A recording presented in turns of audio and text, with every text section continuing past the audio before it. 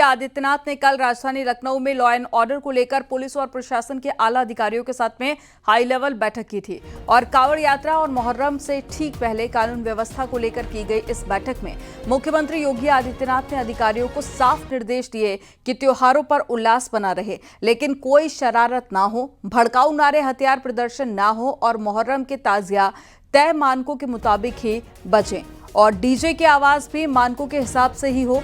Kanwar root पर मांस और शराब का बिक्री ना हो। इसके अलावा सीएम योगी आदित्यनाथ ने निर्देश दिए हैं कि जातीय तनाव या फिर संघर्ष फैलाने की किसी की भी साजिश को तुरंत बेनकाब करें।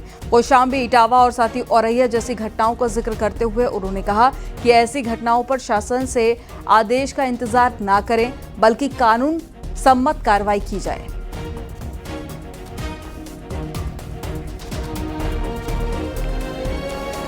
उधर मुहर्रम और कांवड़ यात्रा को लेकर बरेली कमिश्नरी में अफसर अलर्ट पर हैं और साथ ही बरेली और शाहजहांपुर में अधिकारियों ने कांवड़ यात्रा के रास्तों का दौरा कर इंतजामों का जायजा लिया। अधिकारियों का दावा है कि मुहर्रम हो या फिर कांवड़ यात्रा, किसी भी तरह की नई परंपरा शुरू नहीं होने दी जाएगी।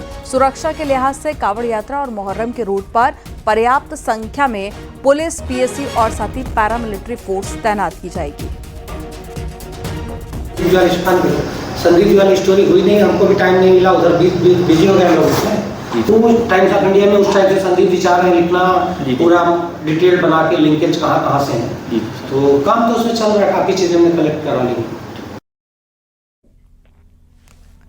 मुहर्रम के त्योहार की तैयारियों को लेकर मुस्लिम धर्मगुरु मौलाना शहाबुद्दीन रज़वी बरेलवी ने मुसलमानों से अपील की है। मौलाना ने कहा है कि मुहर्रम के लिए ताजिए और अलम छोटे बनाएं ताकि आसानी के साथ में रास्तों से गुजर सके। मैं तमाम ताज़ियादारों से गुजारिश करूंगा, जो लोग ताज़िया बनाते हैं, अलम बनाते हैं, वो कंपटीशन ना करें किसी दूसरे का कि फ़लाँ ने 10 फीट का बनाया है, मैं 12 फीट का बनाऊंगा। ये फजूल है, इससे सवाब कुछ नहीं मिलने वाला। कंपटीशन बिल्कुल ना करें। और ऐसे ही अलम वाले जो अलम बनाते हैं, ऊंचा ऊंचा अलम, ऊंचे ऊंचे ताजिया, बिल्कुल ना बनाएं। मुख्यमंत्री योगी आदित्यनाथ आज गाजियाबाद आ रहे हैं और प्रस्तावित कार्यक्रम के मुताबिक सीएम योगी आदित्यनाथ सुबह 11:30 बजे CEL पहुंचेंगे और सेंट्रल इलेक्ट्रॉनिक्स लिमिटेड के गोल्डन जुबली कार्यक्रम में शामिल होंगे। ग्रीन डेटा सेंटर का लोकार्पण भी करेंगे। इसके अलावा कंपनी के कर्मचारियों को संबोधित करेंगे। इसके बाद में सीएम योगी आदित्यनाथ दोपहर करीब 1:30 बजे इंदिरापुरम में कैलाश मानसरोवर भवन का निरीक्षण करेंगे और कैलाश मानसरोवर यात्रियों की सुविधाओं की जानकारी लेंगे। जिले के प्रशासनिक अधिकारियों के साथ में कानून व्यवस्था की समीक्षा करेंगे और इसके साथ ही जनप्रतिनिधियों और बीजेपी के वरिष्ठ कार्यकर्ताओं से संवाद कर प्रशासन और पुलिस के कामों का फीडबैक भी लेंगे। सीएम योगी आदित्यनाथ के दौरे को देखते हुए सुरक्षा के कड़े बंदोबस्त किए गए हैं।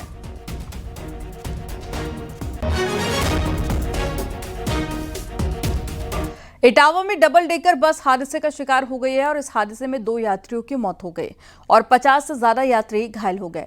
बस में 80 से अधिक यात्री सवार थे। सैफा इलाके में आगरा लखनऊ एक्सप्रेसवे पर यह हादसा हुआ था, जिसमें बस एक्सप्रेसवे से नीचे गिर गई थी और बस बिहार के मधुबनी से दिल्ली जा रही थी और माना जा रहा है कि ड्राइवर को नींद आने के चलते यह हादसा हुआ। हादसे की जानकारी मिलने पर स्थानीय थाना पुलिस ने मौके पर पहुंचकर राहत और बचाव कार्य कर घायलों को सैफई मेडिकल कॉलेज में भर्ती कराया। हादसे की जानकारी मिलने पर इटावा के डीएम, एसएसपी समेत कई आला अफसर भी घटनास्थल पर पहुंचे।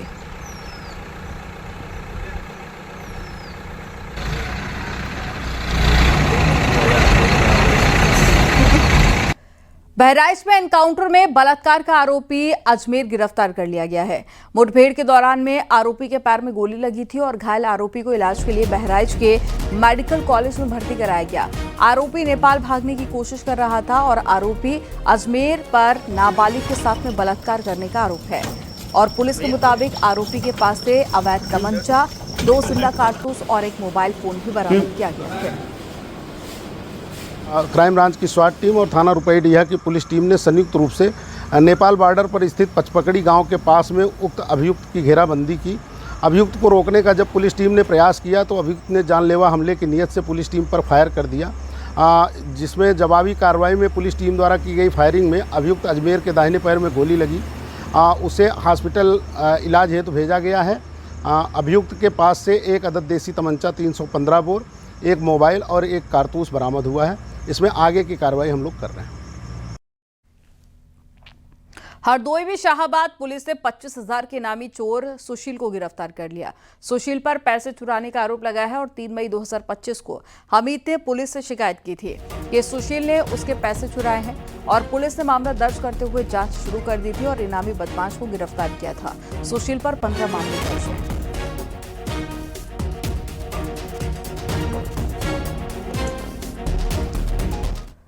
मथुरा के थाना हाईवे पुलिस और साथी ANTF आगरा की टीम ने बड़ी कार्रवाई करते हुए तस्करी के लिए लाया गया गांजा पकड़ा है और पुलिस ने आगरा दिल्ली हाईवे से करीब 275 किलो गांजा बरामद किया है। बरामद गांजे की कीमत 1.5 करोड़ रुपए बताई जा रही है। पुलिस ने कंटेनर के ड्राइवर को हिरासत में लिया और पकड़ा गया गांजा उड़ीसा से लाया जा रहा था। इनको फिलहाल सूचना मिली कि एक कंटेनर में बड़े ट्रक में उसको पार्टीशन बना रखा है, उसमें गांजा लेकर उड़ीसा से जाएंगे और यहाँ से निकलेंगे। तो इसके सूचना के ऊपर ये लोग लगे हुए थे, तो इन्होंने इनको यहाँ जानकारी हुई इसको, तो इन्होंने इसको घेर के ट्रक को रोका है और उसमें लगभग 275 किलो के आसपास इसमें गांजा बरामद हुआ है, जो उड़ीसा से लेकर आए थे, जिसकी मेरे ख्याल से अंतर्राष्ट्रीय मार्केट में 1.5 करोड़ के लगभग कीमत होगी।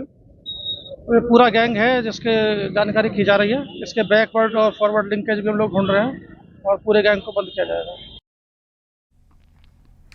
औरैया में महिला थाने में तैनात पुलिसकर्मी ने वर्दी में रील बनाकर इंस्टाग्राम पर पोस्ट कर दी। जैसे ही ये मामला एसपी के संज्ञान में आया, उन्होंने महिला पुलिसकर्मी को कड़ी चेतावनी दी और जांच के आदेश दे दिए हैं। पुलिस अधिकारियों के निर्देश पर महिला पुलिसकर्मी ने अपनी रील भी डिलीट कर दी है। महिला आरक्षी पाली शर्मा द्वारा अपने इंस्टाग्राम अकाउंट से 2 वीडियोज पोस्ट की गई थी। एक वीडियो महिला थाने पर नियुक्ति के समय की है, जिसमें थाने पर आए फरियादी के बच्चे को दुलारते हुए है, तथा एक वीडियो महिला आरक्षी के थाना छलदा पर नियुक्ति के समय का है, जो 1 वर्ष पुराना है, जिसमें पुलिस के विभिन्न कार्यक्रमों में लगी ड्यूटी के दौरान का फोटो कलेक्शन था। इस प्रकरण का तत्काल संज्ञान लेते हुए पुलिस अधीक्षक महोदय द्वारा महिला आरक्षी पाली शर्मा के विरुद्ध विभागीय जांच संस्थित कर दी गई है। महिला आरक्षी द्वारा भी अपने इंस्टाग्राम अकाउंट से वर्दी में डाले गए फोटोज हटा लिए गए हैं। और यूपी को मोदी सरकार ने बड़ी सौगात दी है। आगरा में इंटरनेशनल पोटैटो सेंटर की स्थापना को मोदी कैबिनेट ने मंजूरी दे दी है। आगरा के सिंगना में बनने वाले इस सेंटर के लिए 111.5 करोड़ रुपए दिए जाएंगे और उत्तर प्रदेश सरकार ने पहले ही अनुसंधान केंद्र के लिए 10 एकड़ जमीन आवंटित कर दी है और उसका मुख्य उद्देश्य खाद्य और पोषण सुरक्षा, किसानों की आमदनी और रोजगार को बढ़ाना है। भारत दुनिया का दूसरा सबसे बड़ा आलू उत्पादक है और उत्तर प्रदेश देश का सबसे बड़ा आलू उत्पादक राज्य है।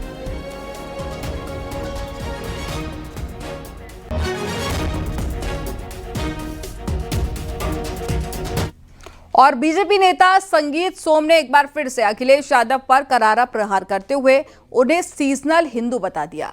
संगीत सोम ने अखिलेश यादव को मुगलों का आखिरी शासक बताया और सरधना में बूढ़ा बाबू मेला के दौरान संगीत सोम ने ये बातें कही। संगीत सोम का बयान सोशल मीडिया पर काफी ज्यादा वायरल हो रहा है।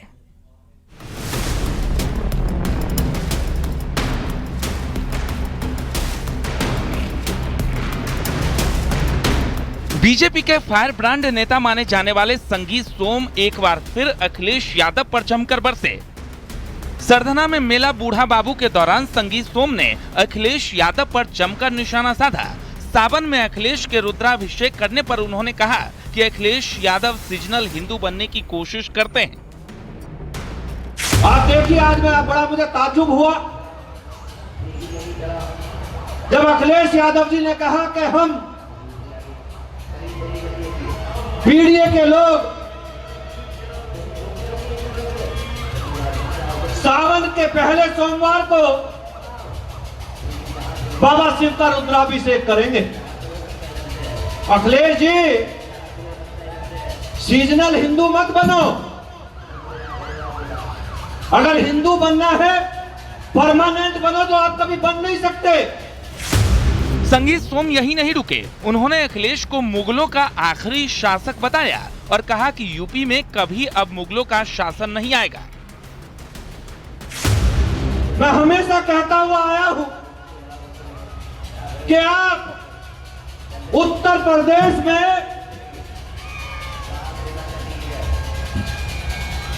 मुगल शासन के आखिरी शासक थे और अब उत्तर प्रदेश में कभी मुगलों का शासन नहीं आना। अगर मुगलों का शासन नहीं आना तो आप शासक कैसे बन सकते हैं? अखिलेश यादव पर संगीत सोम के तीखे हमले के बाद राजनीति गर्मा गई है। उनका ये बयान तेजी से सोशल मीडिया पर वायरल हो रहा है। Bureau report, news 18। आगरा में पुलिस ने महज 2 घंटे के अंदर ही एक परिवार की मुस्कान लौटा दी है। महज 2 घंटे में पुलिस ने सैकड़ों सीसीटीवी कैमरे खंगालते हुए 3 साल की बिछड़ी बच्ची को उनके परिवार से मिलवा लिया और जिसके बाद में परिवार के लोग नम आंखों से पुलिस का धन्यवाद देते हुए नजर आए। मलपुरा के रहने वाले श्रीकांत अपनी 3 साल की बेटी के साथ में थाना सिकंदरा क्षेत्र के शास्त्रीपुरम में एक गमी के कार्यक्रम में शामिल होने के लिए आए थे और वहीं पर उनकी 3 साल की बच्ची खेल रही थी और खेलते समय बच्ची लापता हो गई। परिजनों के पहले तो खुद खोजबीन शुरू की और जब बच्ची का कुछ पता नहीं चला तो इसको पुलिस को इसकी जानकारी दी गई।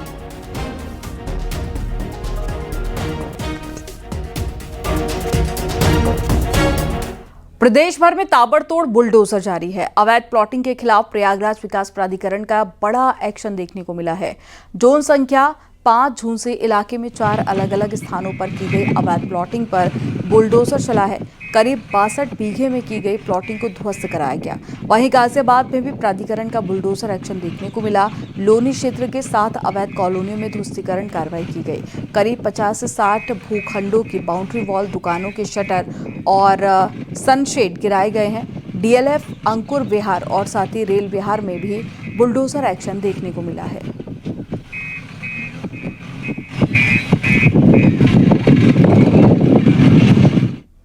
मुजफ्फरनगर में एक किशोरी के साथ में बलात्कार की कोशिश करने वाले आरोपी को पंचायत में थप्पड़ की सजा देकर बरी कर देने का एक मामला सामने आया, लेकिन इस पूरे मामले में उस समय तूल पकड़ लिया जब पंचायत में आरोपी युवक को थप्पड़ मारा जा रहा था। तब गांव के ही किसी व्यक्ति ने मोबाइल से वीडियो बना लिया और वायरल कर दिया। वायरल वीडियो के आधार पर पुलिस भी हरकत में आई और मामले में मुकदमा दर्ज करते हुए थप्पड़ मारने वाले गाँव के पूर्व प्रधान को हिरासत में ले लिया।